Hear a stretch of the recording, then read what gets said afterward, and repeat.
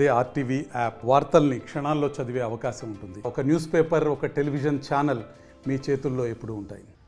తెలంగాణ రాష్ట్రం ఏర్పడ్డ తర్వాత ఎవరు ప్రావిడెంట్ ఫండ్ చెల్లించినా కానీ వాళ్ళ పెన్షన్ లేదమ్మా.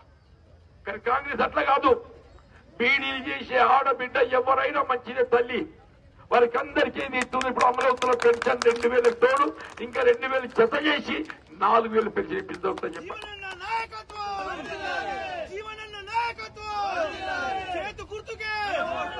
ఇది కాంగ్రెస్ పార్టీ ఆలోచన విధానం అని చెప్పంటున్నా.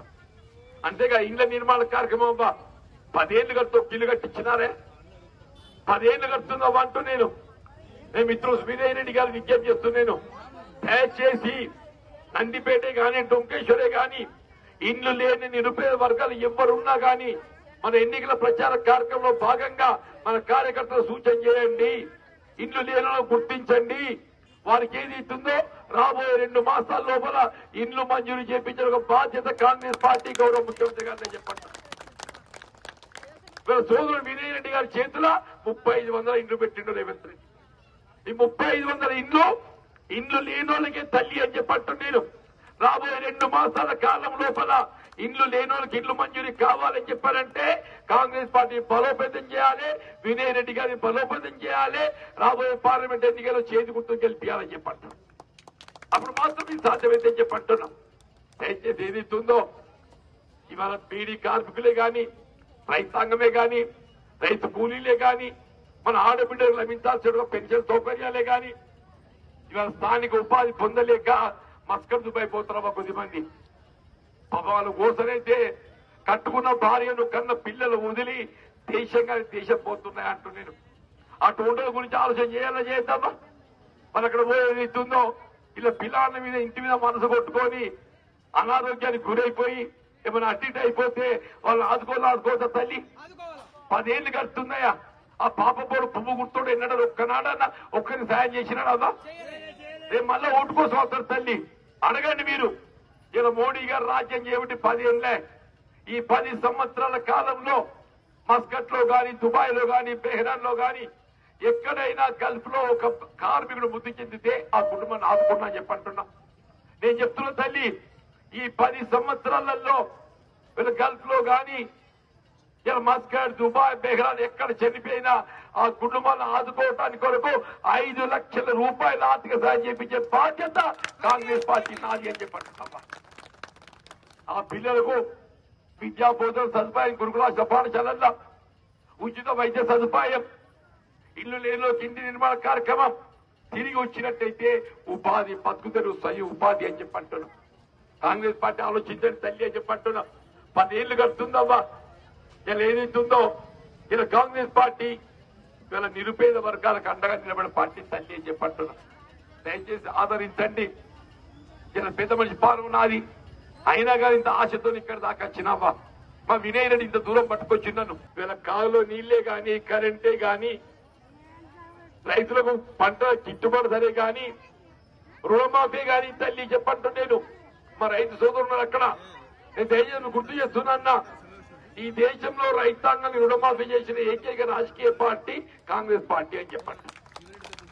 2008-9లో ఆనాడు యూపీఏ ప్రభుత్వం కేంద్రంలో ఏక మొత్తంగా 1 లక్ష రూపాయలు రుణమాఫీ చేసింది కాంగ్రెస్ పార్టీ.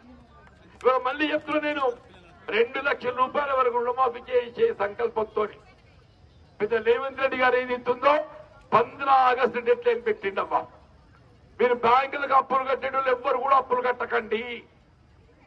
ఈ అప్పులన్నీ కూడా ఏది ఇస్తుందో మాఫీ చేయబడే విధంగా బ్యాంకులతో సంప్రదింపులు చేస్తున్నారు. రైతు చెల్లించాల్సిన అప్పులన్నీ ఏది ఇస్తుందో ప్రభుత్వం బదలాయింపు చేసుకుంటుంది. ప్రభుత్వం పూచీకత్తుగా నిలబడేది ఇస్తుందో మనం చెల్లించాల్సిన అప్పు ప్రభుత్వం చెల్లించి మన ఖరీఫ్ పంట నాటికి, ఖరీఫ్ అంటే వానకాల పంట నాటికి కొత్త అప్పు ఇప్పించే విధంగా కార్యక్రమాన్ని అమలు చేయబోతుంది కాంగ్రెస్ పార్టీ. ఇంత మంచి కార్యక్రమం చెప్తున్నాబ్బా. ఇటు రైతాంగమే గాని, రైతు కూలీలు ఉపాధి హామీ పథకం అవ్వా. ఇప్పుడే చెప్పిండు, ఈ ఉపాధి హామీ పథకం అంటే గుట్ట పని, సర్కార్ పని అవ్వా. ఎవరు పుట్టించింది దీన్ని? కాంగ్రెస్ పార్టీ సోనియమ్మ తల్లి అని చెప్పి అంటున్నా. అందరికీ ఇంత శరీర పని దొరుకుతుందంటే ఆ సోనియమ్మ తల్లి పుణ్యం అని చెప్పి అంటున్నా. కానీ అది ఏమైపోయింది? కొలతలు ఎక్కువైతున్నాయి, కొలతలు ఎక్కువైపోయి మరి కూలీ గిట్టుబాటు కావటం లేదు. కూలీ గిట్టుబాటు కావాలంటే కనీసం రోజుకు 400 రూపాయలు అయితేనే కానీ గిట్టుబాటు కాదు అని చెప్పి అంటున్నా. ఆ విధంగా ఏది ఇస్తున్నదో మనం 100 రోజులు పని అంటే 100 రోజులు ఇంటూ 400 సంవత్సరానికి 40,000 రూపాయలు కల్పించే విధంగా కాంగ్రెస్ పార్టీ కార్యక్రమం అమలు చేయబోతుంది.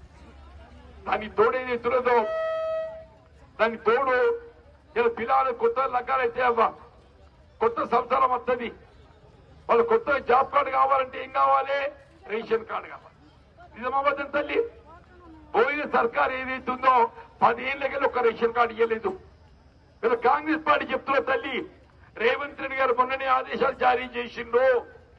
రాబోయే 2 మాసాల లోపు మొత్తం తెలంగాణ రాష్ట్రం లోపల అర్హతకు అనుగుణంగా ఎవరికి రేషన్ కార్డు లేకున్నా కానీ వాళ్ళకందరికి రేషన్ కార్డు ఇప్పించే ఒక బాధ్యత ఇలా స్థానికంగా ఉండే కాంగ్రెస్ నాయకులు మన వినయ్ రెడ్డి అని చెప్పి అంటున్నారు.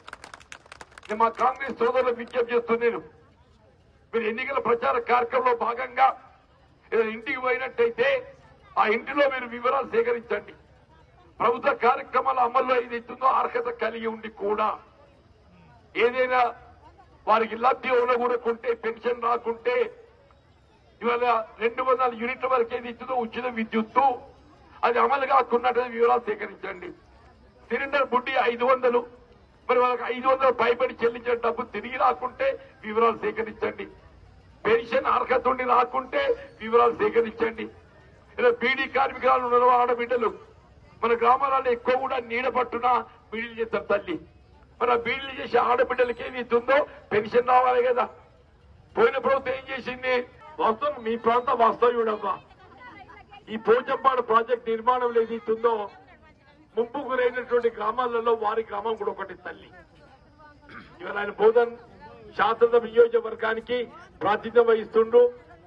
అంటే సోదరుడు వినయ్ రెడ్డి గారు మన శాసనసభ ఎన్నికల్లో మరి ఆశించిన ఫలితం పొందలేకపోయినప్పటికీ కూడా ఏమాత్రం నిరుత్సాహం చెందకుండా ఆయన గెలవలేదు కానీ అదృష్టం ఏంటంటే రాష్ట్రంలో కాంగ్రెస్ ప్రభుత్వం వచ్చిందమ్మా. ఒక ఉదాహరణ పని చెప్పండి, అది ఒక తృప్తి అని చెప్పి అంటున్నాం. ఎమ్మెల్యే గెలిస్తే ఏం చేయగలుగుతాడో తెలియదు కానీ ఇవాళ మాత్రం చెప్తున్న తల్లి నేను డొంకేశ్వర్ గాని నందిపేట గాని ఆర్మూర్ గాని ఎవరికి ఏ ఆపద వచ్చినా మీకు అందుబాటులో సేవ చేయగలిగేటువంటి ఒక నాయకుడు వినయ్ రెడ్డి మాత్రమే. మన ఓటప్పుడు ఏది ఇస్తున్నదో ఆయన ఎవరు గెలిపించారని పేరుంది రాకేష్ రెడ్డి. ఆయన పేరు కూడా యాదు కదా యాదుకుంటలేదు. ఇప్పుడు అదేందో కానీ ఇప్పుడు ఆ జీవన్ రెడ్డి దుర్మార్గుడు అంటే ఆయన ఓడగొట్టాలని చెప్పని అందరూ ఐక్యంగా ఓటు అటోటి ఇటోటి అయితే తమని ఏమైతుందో అని చెప్పని భయానికి ఏది ఇస్తున్నదో పాప వినయ్ రెడ్డిని బలిపెట్టి ఆ రాకేష్ రెడ్డి గెలిపించారు. నిజమవుతా మన వినయ్ రెడ్డి మన చుట్టపట్టుకుంటాడు మన ఇంటోడు అయినా కానీ ఆ నేను కూడా జీవరెడ్డినే పిల్లలు నన్ను అనుకునేది ఆయనతో మీరు పోయిపోయి ఆడు నా పేరు పెట్టుకున్నాడు. నాకు అది తిప్పలు వచ్చింది ఆరు తిరిగి కొద్ది కానీ ఆయన గుర్తు వేరు నా గుర్తు వేరు. ఆయన గుర్తు కారు గుర్తు, నా గుర్తు చేతి గుర్తు. కారు గుర్తు కార్ఖానా వేయింది, కారు గుర్తు కార్ఖానా వేయింది. ఇక రాదు మళ్ళీ అది. ఇక చెయ్యి గుర్తు ఏది ఎత్తుందో ఇక బుక్కలు బో పెట్టేసింది చెయ్యి గుర్తు తల్లి చెప్పండి. అటువంటి చెయ్యి గుర్తు పట్టుకొని నేను వచ్చినామా అని చెప్పంటున్నాను. ఇక రాష్ట్రంలో ప్రభుత్వం అమలు చేసి తలబెట్టే సంక్షేమ కార్యక్రమం ఇవ్వన కానీ అవ్వా వాటి మనకు అందింపజేయగలిగే అవకాశం కేవలం వినయ్ రెడ్డికి మాత్రం ఉందని చెప్పండి. ఇలా డొంకేశ్వరి ఎత్తుందో అంత ముంపు గురైన గ్రామాలు పునరావాస గ్రామాలకి ఏది ఇస్తుందో లిఫ్ట్ ఎత్తిపోతలతోని మనమంతా సాగు పంటలు చేసుకుంటున్నాం. ఈ లిఫ్ట్లు ఎవరు ఏర్పాటు చేసిందో కాంగ్రెస్ పార్టీ. నిజమన్నా మా భరత్ రెడ్డి కూడా ఇక్కడ జాయిన్ అవుతున్నాడు. ఇప్పుడు లిఫ్ట్ ఇరిగేషన్ అన్నీ ఎందుకు జాయిన్ అయింది? కాంగ్రెస్ ఇవ్వాలా? లిఫ్ట్ ఇరిగేషన్ అన్ని నిర్మాణం చేసింది కాంగ్రెస్ పార్టీ. పోయినా కానీ నేను నిన్ను తగ్గించుకుంటా చెప్పి ఇక్కడ పట్టుకొచ్చిందామా చెప్పంటాడు. మరి ఎందుకు ఆయనకు అవకాశం లేకున్నా కానీ నన్ను తగ్గిస్తా అని చెప్పింది. ఇంత పెద్ద మనిషి అవ్వ దయచేసి ఆలోచించిందమ్మా అని చెప్పంటున్నా. నాకు ఓటేస్తే వినయ్ రెడ్డికి వేసినట్టు, నాకు ఓటేస్తే ఎవరికి వేసినట్టు? వినయ్ రెడ్డికి వేసినట్టు అని చెప్పంటూ నేను పోయిన ఓటప్పుడు వినయ్ రెడ్డికి దక్కని ఓటు ఏదైతుందో ఇవాళ జీవన్ రెడ్డి పేరుంటే చేతి గుర్తు కోటేసి వినయ్ రెడ్డిని బలోపేతం చేయాలని చెప్పంటాం. దయచేసి ఏదైతుందో పోయినోడు వేడినోడు పాండు జీవన్ రెడ్డి అంట అని పేరు, ఈడోడు ఇంకోటి గెలిచినోడు వారి పేరేంటి అర్థం చేసుకుంటా. ఈడు ఇంకో పాండీయుడు వాడి అంటే వానికంటే ఈడు ఇంకా జంట కట్టుకోండి, వాడి యొక్క పని ఎదురుతున్నాడు మీకు. నేను చెప్తున్నా తల్లి, వాడు ఎట్లా చదివేయడం వీని కూడా వెళ్ళకుండా సిమ్మదని నాకు చెప్పంట. ఈ ఓటు నన్ను గెలిపియండి, మళ్ళా ఓటు నాటికి వినయ్ రెడ్డిని ఎమ్మెల్యే చేసే బాధ్యత నాది అని చెప్పండి.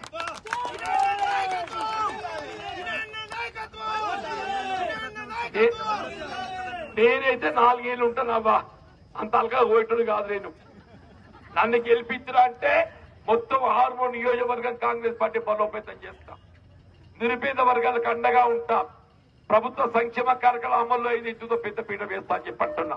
దాని ఫలితం ఏదైతుందో సోదరుడు వినయ్ రెడ్డి గారికి రాబోయే శాసనసభ ఓపిక పట్ట 5 ఏళ్ళు. మరి ఆయన బాగా దూరం పెడుతున్నాను అనుకునేవు. 4.5-6 నెలలు గడిచిందాము, ఆగిన 6 నెలలు అట్లే గడుతుంది. ఈ 44 ఏళ్ళు చెప్పంటు నేను వినయ్ రెడ్డి గెలిపిస్తావా అక్క? అవునవ్వా, తప్పుడు చేయని వాళ్ళు మరి ఆయన వినయ్ రెడ్డి గెలిపి అంటే ఏం చేయాలి? ఇప్పుడు ముందు చేయి గుర్తుకోటేయాలి, ఇప్పుడు చేయి గుర్తుకోటేయాలి. చేయి గుర్తు చేస్తే కాంగ్రెస్ పార్టీ బలోపేతం చెప్పని మనం చేస్తూ నేను సెలవు తీసుకోవడం. జై హింద్, జై కాంగ్రెస్. మరిన్ని వీడియోస్ కోసం ఛానల్ ని సబ్స్క్రైబ్ చేయండి, లేటెస్ట్ అప్డేట్స్ కోసం వాట్సాప్ ఛానల్ ని ఫాలో చేయండి అండ్ లింక్ డిస్క్రిప్షన్ లో ఉంది.